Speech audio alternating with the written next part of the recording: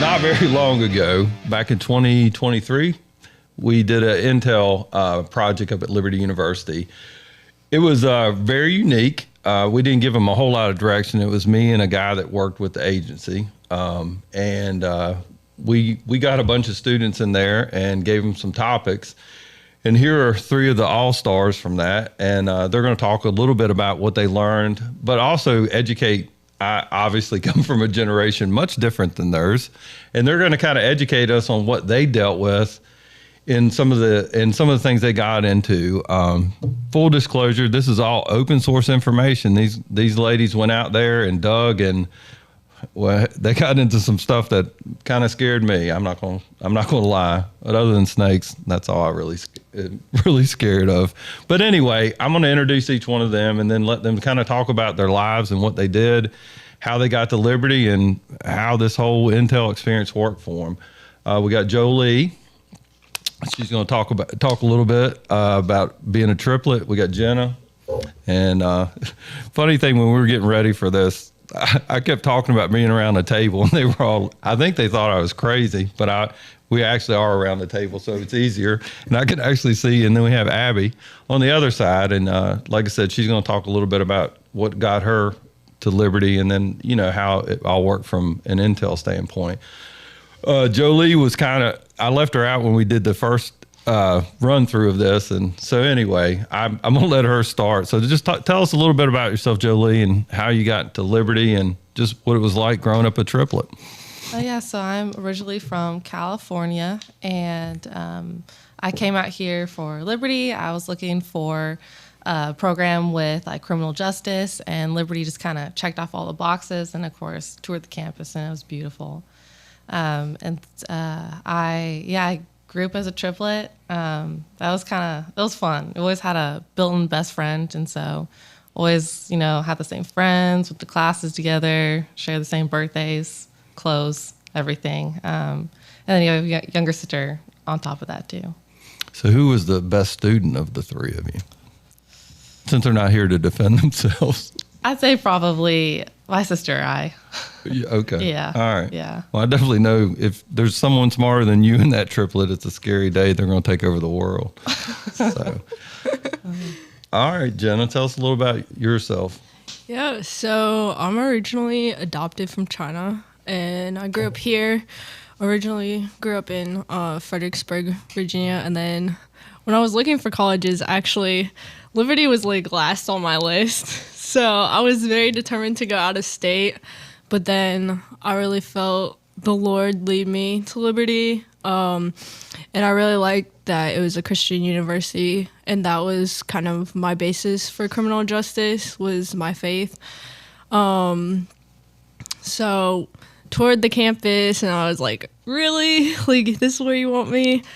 And when I got to Liberty, I really enjoyed it, really enjoyed the professors and just all the opportunities that I had there. So, yeah.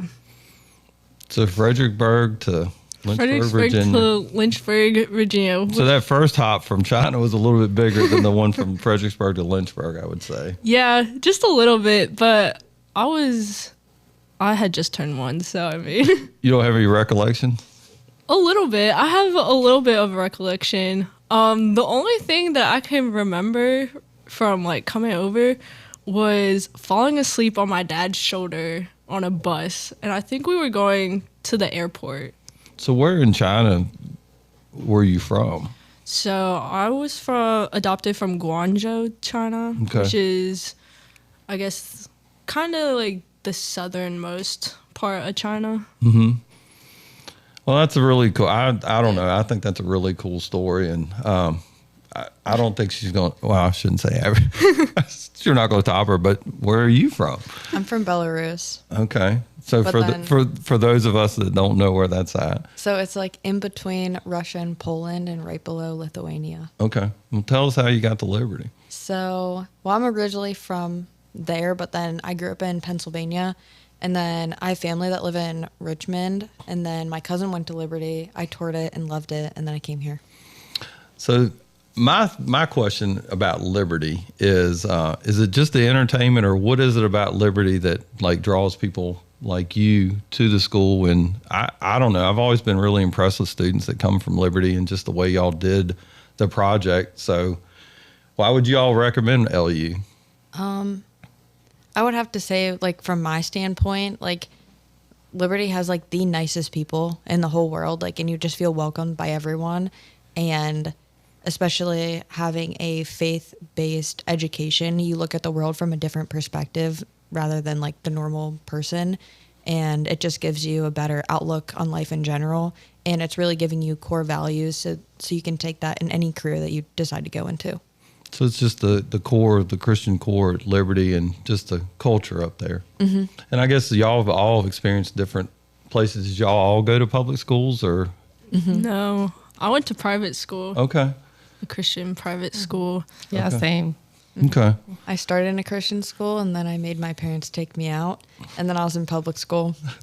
Okay. So, I mean, I think that's always interesting. People talk about the difference between a public education and private education, but I don't know. What do you think as far as your experience at Liberty going from a public school? I guess the two of y'all that went to private school, how did that relate back to going to Liberty? Is that just like a continuation, or what would you say it is?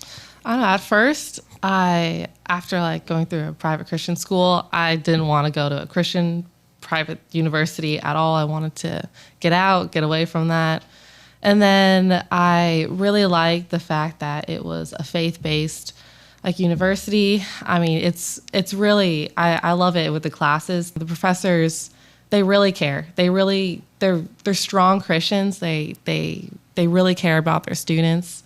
And so just seeing that has been incredible. And I've loved that all the professors, they really care. They want you to succeed, and they actually get bothered when, students aren't coming to them and asking them questions. So, yeah. Okay. What about the two of y'all? I would say I'm kind of in the same boat with Jolie. Once I graduated from my high school, I was like, I'm ready to, go out into the world. And I actually wanted to leave Virginia, like, altogether. I told my parents, I was like, the only way I'm staying in Virginia is if I, like, am able to get into JMU or Virginia Tech. Right. But then when I toured Liberty, I think the same as Jolie said, just the faith and how the professors really pour into you and really care. And just, like, all the opportunities that Liberty students get. I mean, we have a lot of doors open for us because the professors have so many connections, especially in the criminal justice program. Like, I've done things that I never thought I would do as a college student, so... Yeah, I know that's pretty cool. Like, I've been able to go to like several embassies in DC, like in China and Finland, and that's pretty cool. And going on like an aircraft carrier, like that's pretty cool. And yeah, just the connections and that the professors have, and they start things too. So like this Intel group was started from one of the professors because she wanted us to succeed and to gain that experience. Okay. What about you, Ab? I mean, they kind of said the majority of it, but coming from a public school standpoint, it was like kind of like a culture shock almost, because there's so many diverse people at Liberty, and you don't know what you're going to like walk into. Because like my roommate freshman year, she only went to a all-black school, so having a white roommate was a really big shock for her. But you just get to experience everyone else's life story, and it's so diverse that, again, it helps your perspective on multiple different types of people. I think that's one of the coolest things about, I don't know, the older you get, y'all aren't there yet, but the older you get, the more you realize how much in common you have as a human being to other people. And if you could just like focus your attention on that instead of like I just hear all the noise people make about like, well, we're different. But I think the core of most humans inside of the United States of America, they love this country. And I think it's really cool. We have two people that from a different country and they're already serving. I mean, how old are y'all now? 22. 22. Yeah, 22. Yeah. I mean, all three of y'all have well, two of you coming from another country. California's just about another country. But in all seriousness, no, It's too bad they're not closer. I won't go into much. You already know, right? Yeah. But you were probably from a good conservative area in California, right? No. All right, fair enough. All right, so tell me about, we'll go around the table and just talk about your experience getting into the Intel project. And just, I'll give you this preference. It's Professor Trent is the professor at Liberty University that I got in touch with. And like I said, she was very, very open to the thought of doing an Intel project. And just tell us how y'all got into the project. We'll start with you. Am I starting? You're starting. All right. So fun fact, I wasn't like invited onto the project, or I wasn't on the list of people. I just kind of stumbled on it. Right. Because after class, I would normally hang out with Dr. Trent. And so after one of our classes, she would go to these meetings. So I just come hang out at the meetings. And at some point, Trent was like, well, do you want to join this project? And I was like, sure, I'll join it. Sounds like a neat opportunity and really interesting. So I just kind of stumbled upon it, to be honest. Well, it's sometimes you're right place, right time, Yeah. right? And I'm glad you got into it. What about you, Abby? So I was kind of just hanging out in Dr. Trent's office, like with Jenna, because like we had a little group and we would just hang out and we would Like a posse? Oh yeah, we were her posse. There you go. For sure.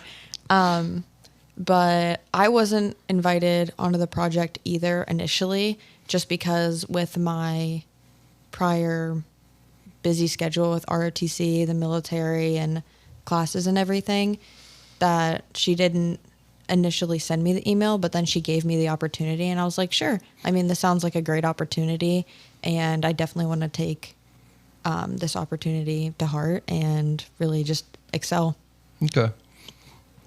Yeah, I had an email invite and I didn't really read the email. And so on like the day of the meeting, I was like, oh, I kind of remember that there's a meeting at this classroom at this time. And I wasn't going to go to it. And then I was like, yeah, I'll just check it out. Why not? And then, yeah, that's how. So you just kind of fell into it, huh? Yeah. Okay. All right. So can y'all kind of go into like the methodology? So basically we just gave you some topics and some things that we wanted studied. And how did y'all go about collecting information? Just a brief synopsis on like, hey, if I give you, for example, the Sinaloa cartel, how did you get the information about the cartel and how did all that work? Yeah, so most of the project for us was open source information. So we would look at like news articles that were on Google. For me personally, I would like read an article and then find a person's name, and then I would type that person's name in and then like go down all these different rabbit holes. And then we got like all this information. So we dived deeper to see if we could confirm some of that information. So you go into open source and then just start validating the information Yeah. with other sources. Yeah. Well, that's pretty cool. All right, Abby. That's the same thing that like we all pretty much did. Ditto. Yeah. But then we like ended up going deeper and getting onto the dark web. Oh, I can't wait for y'all to tell me about that. So you had human and drug trafficking. What stood out to you about that the most? Probably like that it's happening in Lynchburg, and like you wouldn't think that something like that happens so close to home. And then you just find all these different places that are actually trafficking girls through, and you're just like, this is happening, and why hasn't anyone put a stop to it? So I know we've talked about this before, and I don't think we talked about it the last time we talked. But so y'all actually found a place here locally from the dark web, and people were actually commenting on different females, and it showed a pattern of these females going from shop to shop to shop. Is that correct? Yeah, it was like different massage parlors, right? Like that's what Actually, it was. I don't even think that was on the dark web. It was just on Google. Yeah, that one was on Google, but then there was another chat room on the dark web that said, oh, go to like this place and ask for like this certain girl because she does it best or whatever. And it was like, what? But then also we were able to find throughout those chat rooms like different pedophile chat rooms that would talk about like the craziest stuff within like Virginia, because the chat room was like Virginia pedophiles or whatever. I don't know. I've done this for a while, but the depth that y'all were able to get to in such a very short time, I'm going to talk more about it later, about just the value of your generation as far as being able to do research. And if we just get out of our own way and tap into these minds that like know how to get to the information and not ignore it, man, we could do a lot. Jolie, illicit finance. Tell us how much you hated me for you getting illicit finance, and then how cool it was. Yeah, that was out of all the other topics, that was one I wanted the least. And so when we got that topic, we had to kind of teach ourselves like illicit finance, because I didn't realize how big it is. I mean, every criminal organization does it, and it happens everywhere. It happens in other countries internationally, and then even in Nelson County, Virginia. Right. So it ranges from like money laundering, money mules. It uses cryptocurrency, uses cash, uses gold. And so that was really fascinating to kind of learn about all that and how big it is, but then how small it can also be at the same time. So you got the big picture all the way down to the small picture into the community that you live in. Yeah. All right. So I don't know if y'all are up for this or not, but we're going to try it. Okay. Just tell us a little bit. I'm going to give you a little bit of time, but just tell us a little bit about the topics that y'all went over, and just kind of like how it changed your view of what you see. Like when you read the national news and things like that, based on your research that you've done, how does that change the way you look at things? How does it adjust the lens that you perceive things in each one of you? And whoever wants to start, go ahead. I know I threw y'all a curveball, but I would just like to know, I know I'm very jaded just from my experiences in law enforcement. What I would like is, the deep dive that you did, was there anything that you see that had an impact and that you looked at and are like, this is going to change the way I look at life going forward? Whoever wants to go first, I guess I'll go first. All right. So with human and drug trafficking, like I didn't realize how big it was, and I didn't know like how it impact like so close to home, because you don't realize that like these things are happening because it's not projected enough in the news. But then whenever you go deeper, it's like, oh, well, human and drug trafficking do go hand to hand. Like where there's drugs, there's 9 times out of 10 probably people being trafficked within there too. And then from there, like if you're looking at some area has an extreme amount of overdoses, then you can probably relate it to them drug trafficking something in, and that's like a hotspot for it. So you just need to find out where it's coming from, and then if you find that, then you can find probably more human trafficking cases along with it. And especially like what we found in Lynchburg, it was like, wow, like all of this is happening, and like the gangs are getting involved too, and it's just everywhere, and you don't realize like how much it affects a community. Like even though, we're in like a Liberty bubble, but you don't hear about it at Liberty, so you're just like completely unaware of what's happening around you. And it definitely like makes me think twice of where I'm going or like who's with me. I'm definitely way more observant about my surroundings due to this project.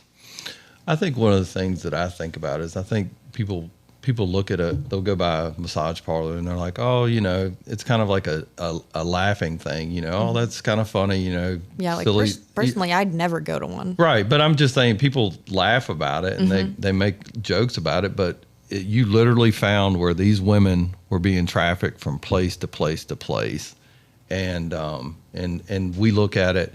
I don't know, like from my standpoint, when you look at that, it does hit home. It does hit home that like there are people out here that are subservient to other people.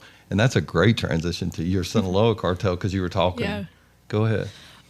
So for the Sinaloa cartel, my group, we basically did a big overview of kind of who runs the cartel and just like the structure. So like the leadership structure.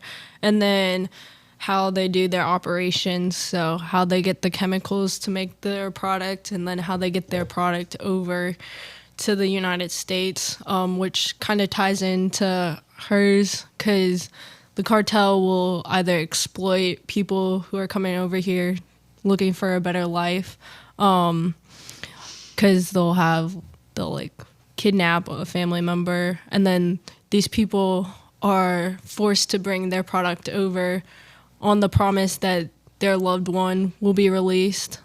But also they'll recruit U.S. citizens to fly over to New Mexico and then bring it to whatever state they were originally from. And then I think the biggest thing that shocked me is how much they use street gangs, or like local gangs, especially like in Lynchburg. I remember reading one of the articles. There was like 5 different people that were picked up from Lynchburg that had connections to the cartel. And kind of what Abby was saying, like, we're in this Liberty bubble and you don't hear about it a whole lot. So I think doing this project kind of pulled me back to reality a little bit. And I think part of my thinking was like, oh, we're at Liberty, like this is a safe place. And obviously, like Liberty is safe, but there's also bad things that go on around Liberty. So yeah. I don't know. Like for me, when I think about it, I think it's very easy to blame the people that are in this country illegally, but you don't realize that like it's not just about the money. Sometimes it's just a life or death situation for these people as far as moving product. So. Yeah, I mean, a lot of the people that were coming over, they were looking for a better life or escaping violence, and then part of the violence that they experienced was one of their loved ones getting taken or held for ransom, and in their mind, they had to do what they do to just get their loved ones back. So, all right, Jolie, tell us about your illicit finance. I know it doesn't sound like there's a lot of violence involved in that, but it's all money does crazy things to people, doesn't it? Yeah, I mean, almost all of the topics had some sort of connection with illicit finance, because I mean, you had to fund your drug operations and human trafficking, and the cartels and the gangs. They all need to use some element of illicit finance. But I think one of the coolest and most interesting things that at least I found was that a lot of that it doesn't seem as, I guess, as big or as, I guess, big picture movie as it would seem. It could even just be, someone just DMing or connecting with someone on Instagram saying, hey, like, I'll offer you this amount of money if you just open an account and just transfer some money for me. Or like, hey, like, we'll give you $200. Or if, someone, especially at, the university, they're feeling lonely, they're looking for a significant other, something, and someone, slides into their DMs and promises money, promises them, affection, and like, hey, all you just need to do is just to open an account for me and just transfer some money for me, and super easy. And, that person falls into that, and there's so many other students at like a university or in a college that I guess could unintentionally be, I guess, a money mule in a sense. So I think it doesn't seem, like a white collar crime like money laundering or, but it can be that, but then it can also be something that seems so small. And so, it doesn't seem like as an obvious crime. And then also like a lot of scams, like how many of those scams or those fraud emails could be something a lot bigger. So I guess what I hear is that there are a lot of predators out. Based on what your experiences has been, there's a lot of predators out there, and they might not be the scary person in the corner. It could be just somebody that is trolling the internet, finding somebody that's vulnerable and taking advantage of them. Yeah. Especially with, social media and the internet, there's so many dangers everywhere. Just a lot of access, isn't it? Mm-hmm. All right, well, let's talk. I know this is like the reason y'all showed up today was to talk about the dark web. So I'm gonna just let y'all go around the table at your luxury and at whatever pace y'all want to go through, and just talk about the dark web and what you found. And let's dive into that and see what y'all have to tell us. Yeah. So yeah, I guess went on the dark web, figured out how to kind of go on there, and yeah, we were finding, like a lot of marketplaces that were selling drugs, weapons, services, like hitmen for hire. They were selling documents, Body parts. Yeah, body parts. Yeah, you could, parts. buy a birth certificate. You could buy a passport. You could buy a driver's license, like official documents. Yeah, you could buy services. Yeah, like hitmen for hire. We were able to find the Sinaloa cartels website, then the Jalisco New Generation as well, and some gang mafia websites. So that was pretty interesting. So, I guess how exactly do you get to the dark web? Do you just type in "take me to the dark web," or how does that work? I mean, you could probably look up some YouTube videos or some tutorials. The way that I did it is you have to, I guess, download like a browser, the Tor browser, and they use like different links and different, if you plug in that link into like Safari or Google, nothing will pop up. It's that unique specific to the Tor browser that it's encrypted, and it lets you go onto those sites, because you need that onion link, which is from the Tor browser. So it's specific to the Tor browser. Like if you plugged in that like Sinaloa's their website link on the Tor browser into Google, nothing would pop up. Okay, so I guess that's the name, dark web. You got to really know where you're going. Yeah. You really do have to know where you're going, because if you open up the browser just as normally and you type in like CNN, everything from CNN will just normally pop up. You kind of have to know what browsers to use, what search engines to use, and kind of how to get onto the dark web. All right, what do y'all have? I mean, we pretty much all did it together. We like sat down and we all got on together, and then there were times that we would get on in Trent's office and we would just sit there for like hours going through information. We did a lot of scrolling through the dark web. Yeah, I definitely needed to take a break for like a week before getting back on it at one point. Tell us about that. Oh, yikes. So it got to a point where we were going through, well, Jenna was also with me. We were just kind of going through the human trafficking, trying to like figure out other like hotspots and stuff. But then we came across some disgusting chat rooms that had some very explicit, very graphic descriptions about what they would do to children. And then that kind of segued right into a website where they were selling child pornography and selling children, because like within that chat room they would send links to different websites where you could like get whatever. So it got to a point like we were seeing like all of these pictures of children for sale, and they were in like bad shape.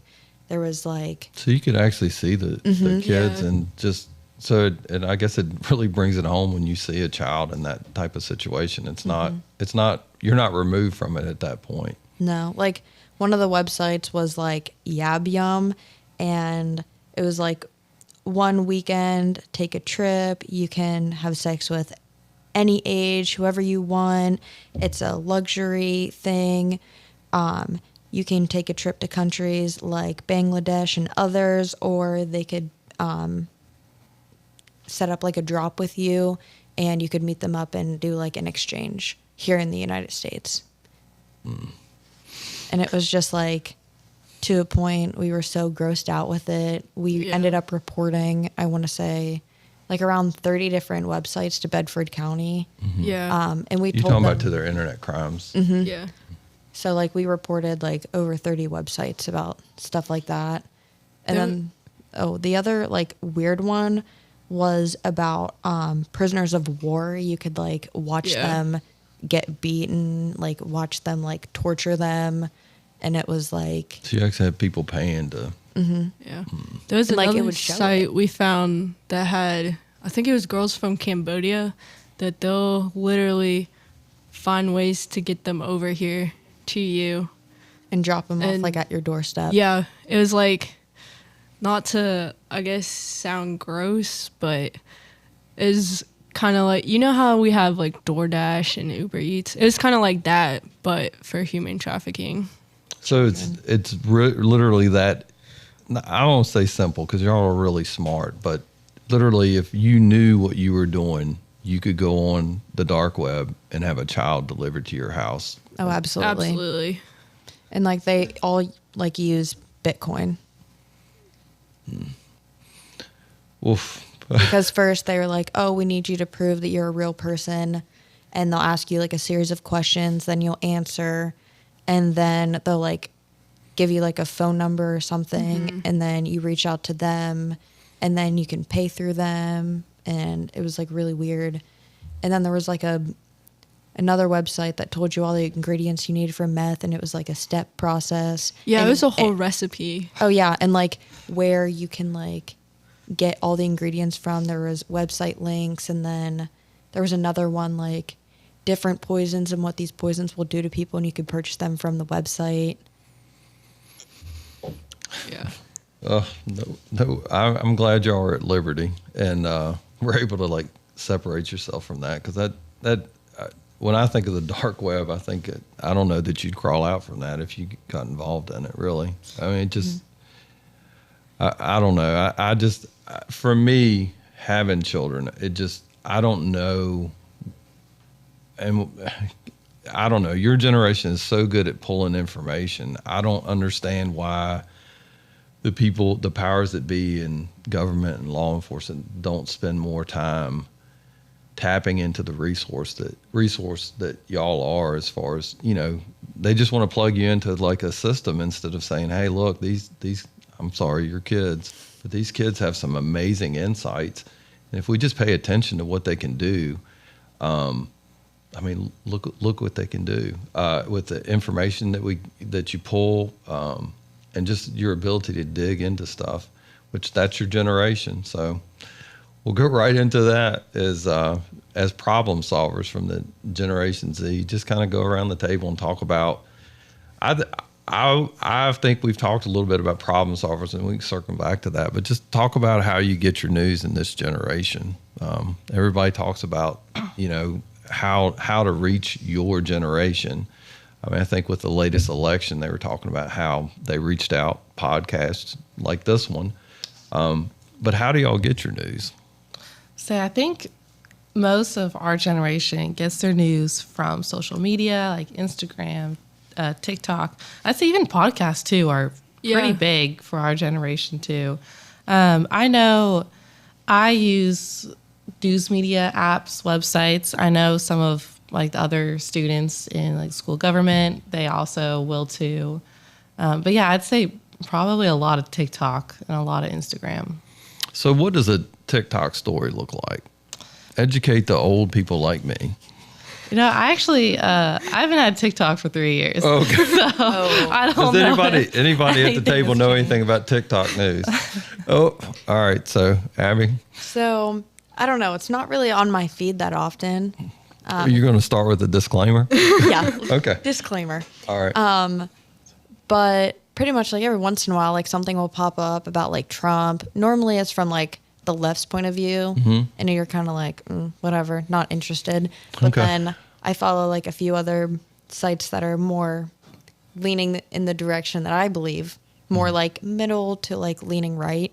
Okay. And it's kind of like, oh, well, they're actually telling you like interesting things, like, oh, like the Pope died, or Right. like, not that that's like super interesting, but I mean, it's something big in the news. Well, it's big to a lot of people that are Roman Catholic. So, and that is a huge population.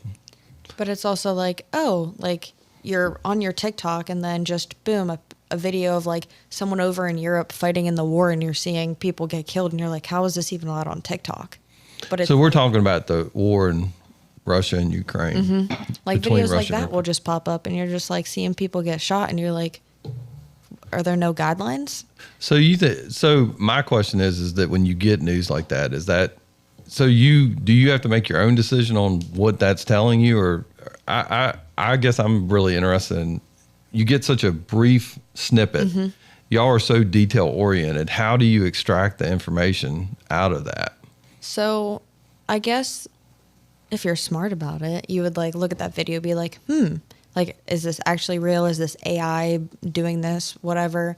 Then you'll go like to your search browser and you'll like look it up like on different news sites, and you're like, oh, like this is actually legit.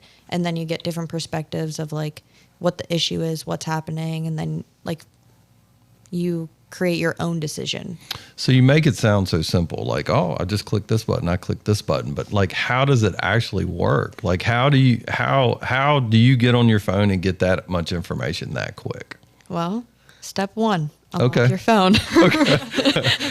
Step 2, open TikTok. Okay. Step 3, you can search within TikTok, or if that's something that you're interested in, then it'll pop up on your For You page, Right. which is like, it gives you a bunch of things that you're interested in.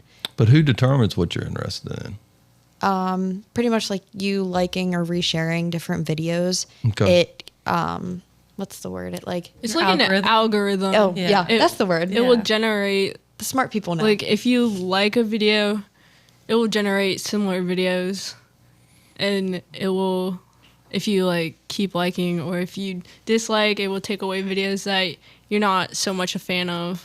So And then So- from there, it's kind of like, oh, well, now I'm seeing stuff. Now I need to make sure that it's legitimate, or that AI isn't just putting it on there, or someone created it with AI for fake news. Right. So then you go to like any news website, or you can even turn on the TV and look at the news, but then you just need to like search through and find what is kind of corresponding to that. And then you kind of search through, read, and figure out your own opinion about where you lean on that issue. Okay.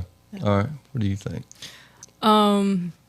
yeah, I mean, I don't have TikTok, but Instagram is probably the main place I go to. Like, I like watching Instagram Reels, which is like, 15-30 second videos.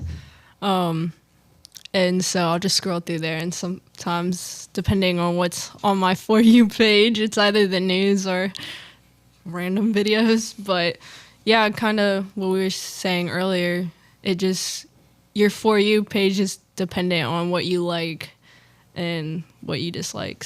So I felt we were discussing this earlier. I don't know if y'all were here yet, but we were talking about, we feel like the population, there's pods. There's like individual pods that think alike, and the more you get into the news the way you're getting it, your pod gets bigger. But does that really open up your mind for another pod that has a legitimate?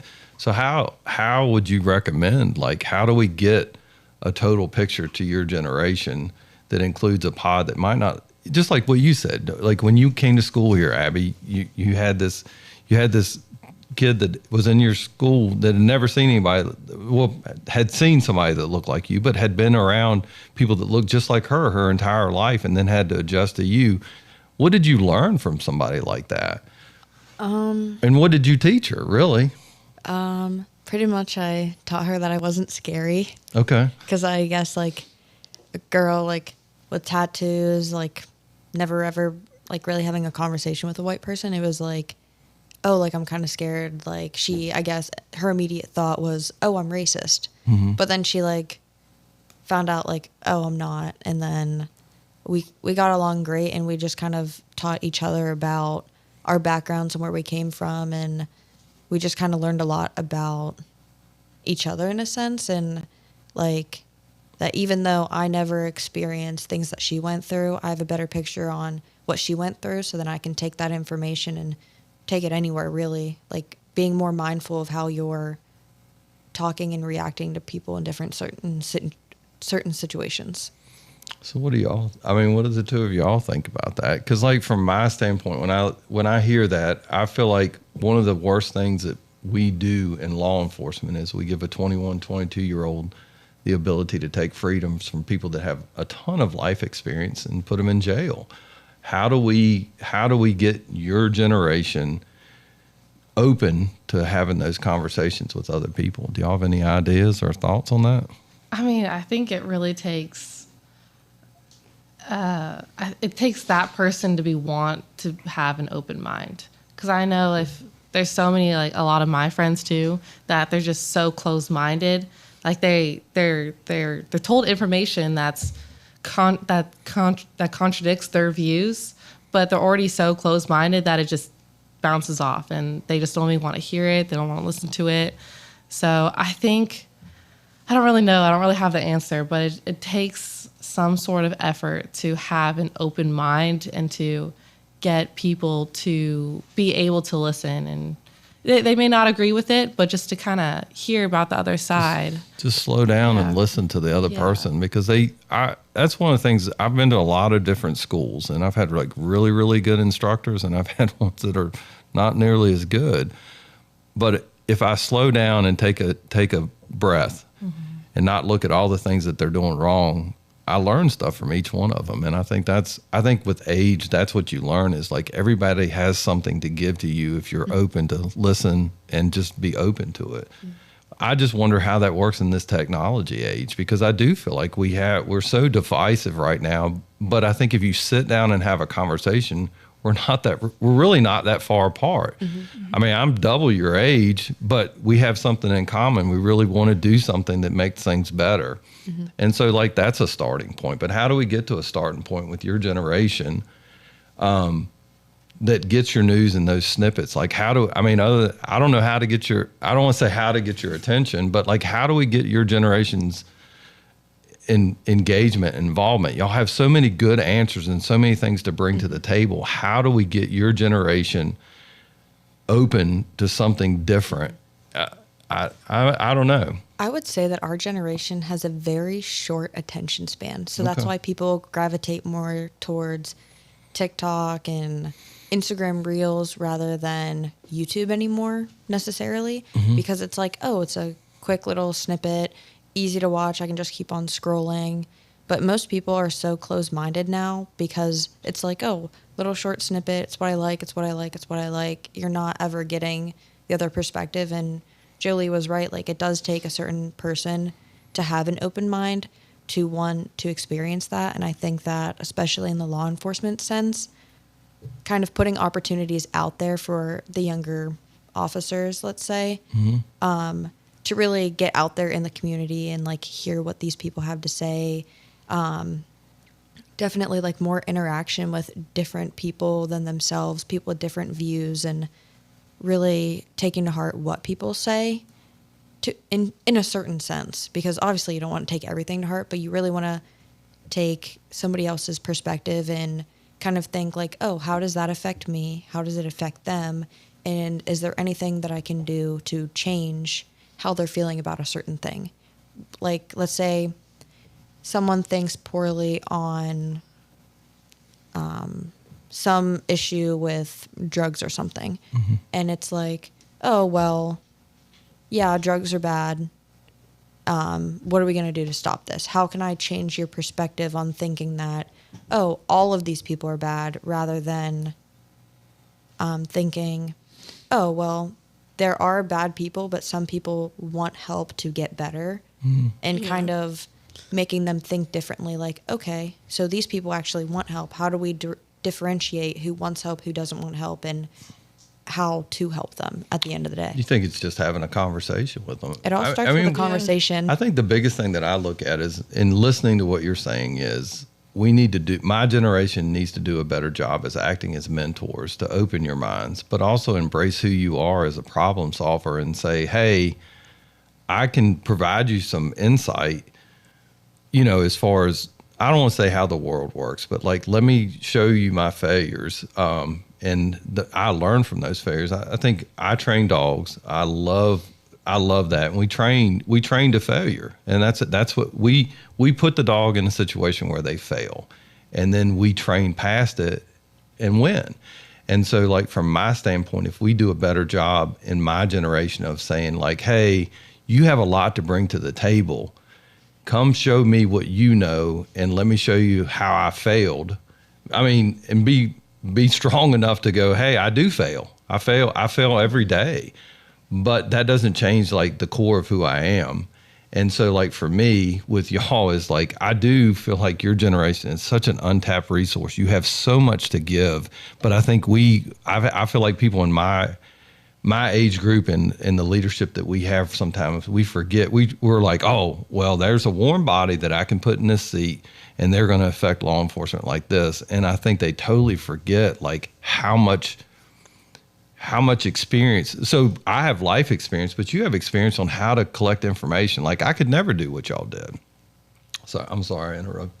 Go ahead. Tell me about your stuff. No.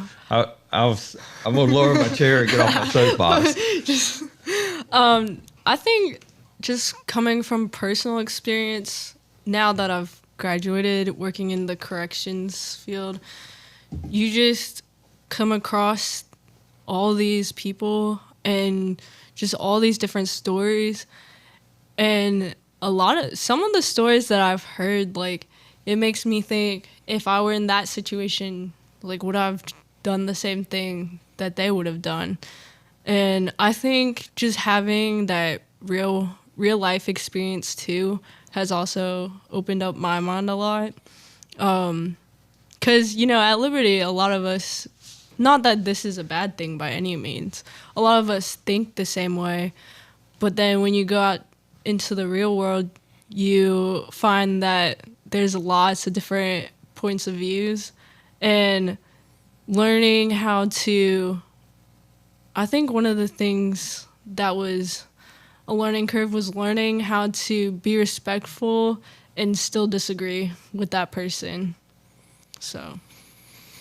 No, I agree. And I guess like I really would like to think of, talk more about how we do get your generation more engaged in solutions, because like I said, I feel like y'all are a conduit to an untapped resource, and we just have to be, put our big boy pants on and say, hey, you can teach me. You don't have the same life experiences that I have, but is there any way for us to give you like a taste of our life experiences, and in turn, I think you talked about that before. It's just like having people come to you and say, hey, here's a project.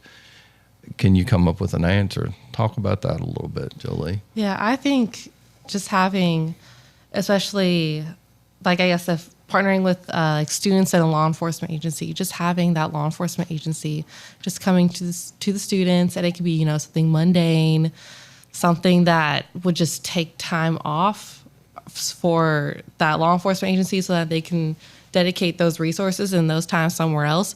But that student can easily they can easily do it. And I know for me, that's kind of what I've been doing in my internship.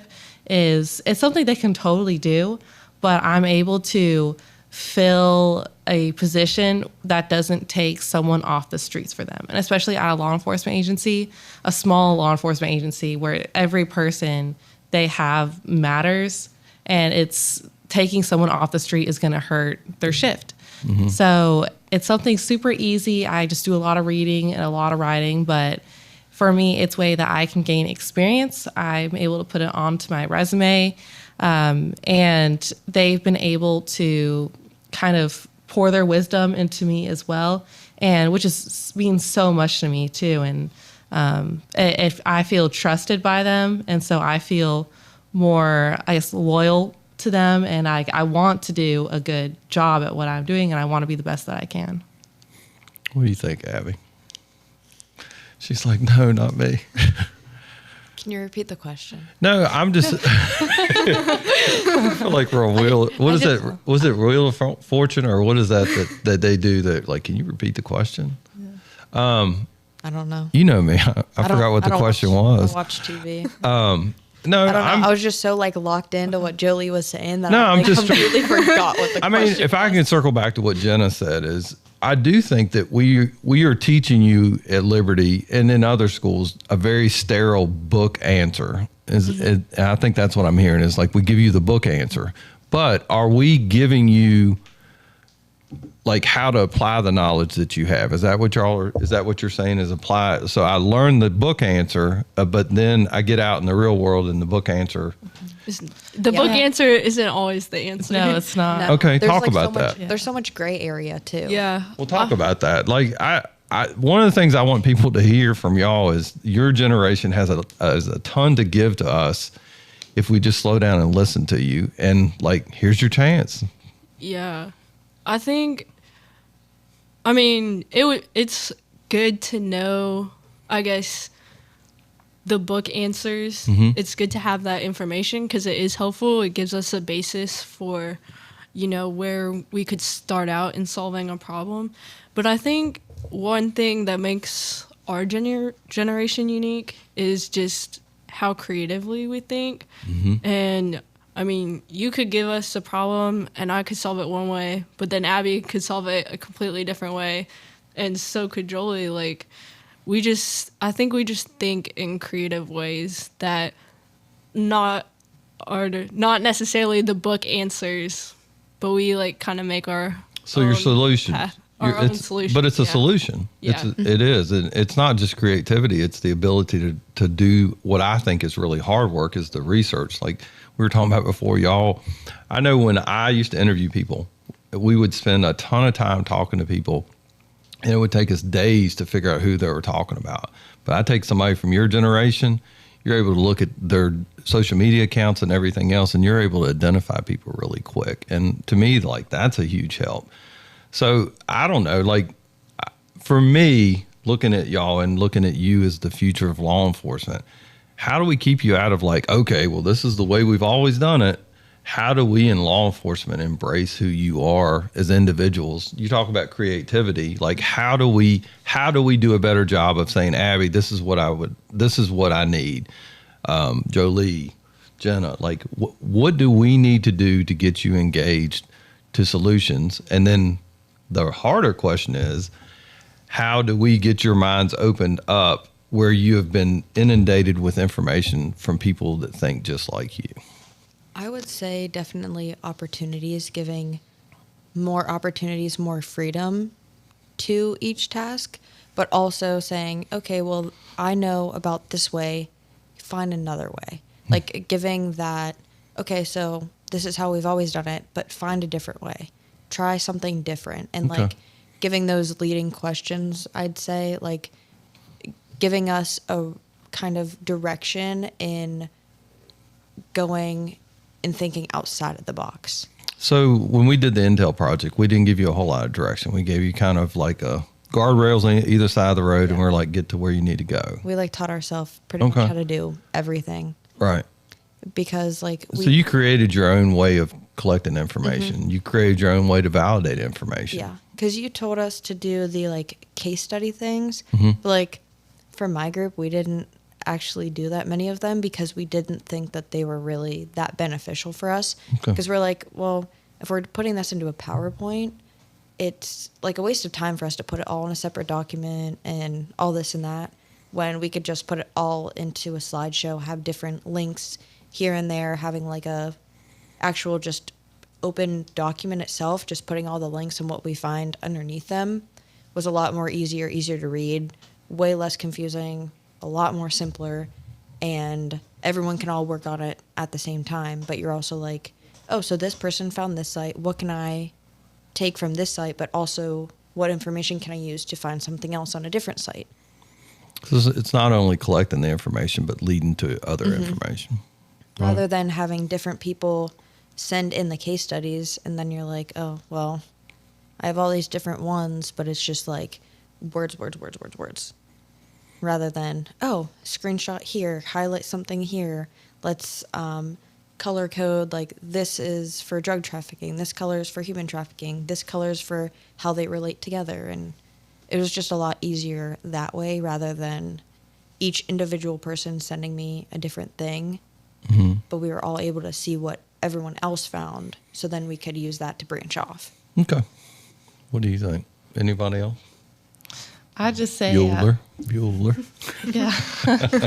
I just say like making opportunities for students to get engaged. Okay. I guess yeah, I guess for them to be a part of that organization. I also would say just being open to change, because I know, especially at what I've seen, a lot of the law enforcement they're kind of resistant to change. Actually, a lot of them are very resistant to change. So I'm unique, but I also have the tag in the back that says doesn't play well with others, may bite, things like that. Yeah, yeah.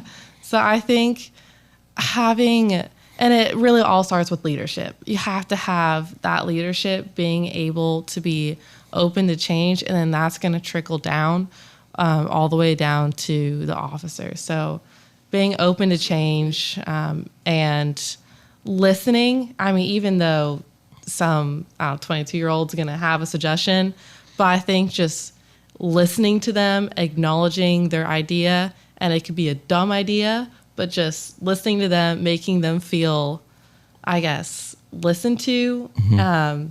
And then maybe the next idea they'll have is a great one. But I guess if they immediately just shut that 22-year-old down, they're gonna carry that for a while after that.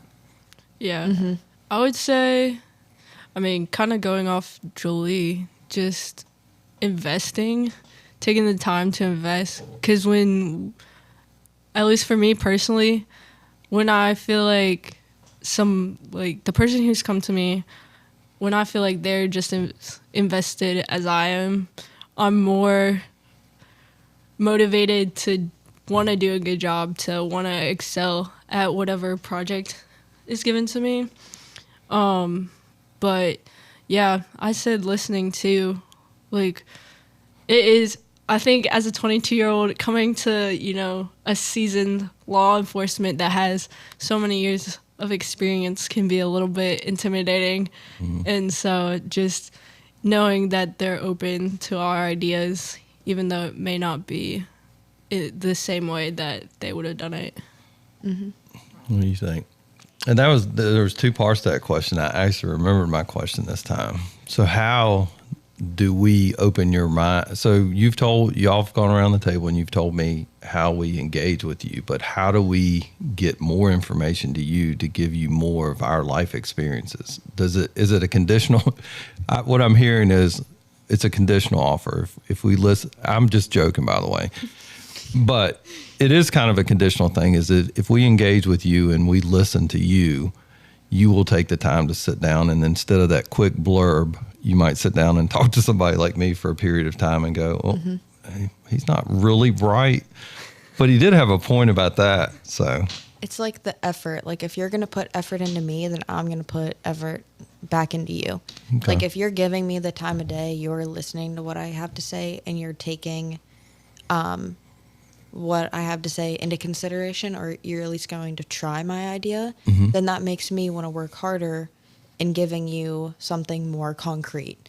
Okay. And it's like, oh, well, okay, so maybe this didn't exactly work out how I wanted it, but now this is what I'm going to do. But it all takes a conversation at the end of the day. And, like, if you're listening, if you are, like, willing to, then it'll go, like, miles. Y'all shaking your head, so you agree. Yeah. We all agree. All right. Same brainwave. So we're going to end it like this, is like your chance going around the table. This is like your mic drop moment. Go around the table. Tell us one thing that nobody knows, not nobody knows, but something that would be surprising based on your experience at Liberty in this Intel project. One thing. I'll go first. How about that? Okay. So the thing that I found was the most interesting is I had someone telling me, like, oh, you need to give them more direction. You need to do this. You need to do this. You need to do this. And it wasn't that I was being lazy. It was just me saying, like, I just want to see how they arrive at the destination. I'm going to just give them a topic that I think is very relevant to what we're doing right now. And I want to see how they get there. And so, like, that was my thing with Liberty, and y'all shot it way past what I thought you'd get to. So, and I don't mean that in a bad way, but I feel like the product that y'all produced. And I am very proud of what y'all accomplished. I feel like all of y'all invested a lot of time and effort and came out with a finished product that should have been more than just like, oh, it should have been like, holy shit, this is amazing. Mm-hmm. And we'll edit that one out for the Liberty Crown. Go ahead. I think for me, it was the opportunities that came afterwards. Okay.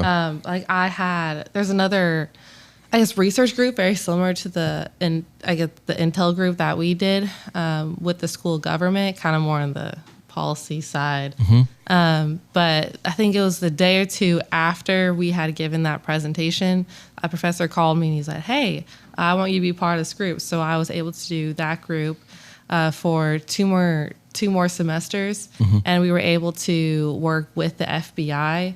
And just this last semester, we gave that presentation for the FBI. We also gave it to the Virginia Secretary of Homeland Security and Public Safety. So that's cool. It was really cool just to see how that opportunity, it didn't really feel, like this big opportunity at first, but just how it opened the doors for me into other opportunities.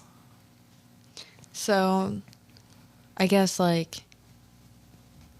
trying to think how to phrase it. It really opened my mind to thinking a different way and finding information differently. And especially the most interesting thing that I found throughout all of this is that even though the porn industry is a $97 billion industry, that 89% of pornography actually comes from the United States, and 55% of that is children. So it's you're finding out all this stuff and you're like, wow, this is something very interesting. And you're like, oh, well, now we can see that pornography actually is a link to human trafficking, and there's so much of it happening in America that now my wheels are turning and I'm like, okay, well, how can you put concrete evidence into how these relate, and how can you put a stop to it here in the United States? So it's now I'm looking for different opportunities to actually take that information and run with it so we can actually help lower these rates and lower the human trafficking rate in America. I like it. Yeah. I'd say for me, I think, so learning about fentanyl and just seeing how prevalent it is right now, especially at work, just seeing how many people are coming in from, they're smoking something that's been mixed with fentanyl or just straight fentanyl. That's just blown my mind of how big of a problem it's becoming right now. All right. Well, like I said, I really appreciate y'all coming in. I don't feel like I'm biased. I just feel like I am more open to what y'all had to give, and I just hope people on my side do a better job of opening their eyes and saying hey, these kids have a lot to give. Let's tap into this resource.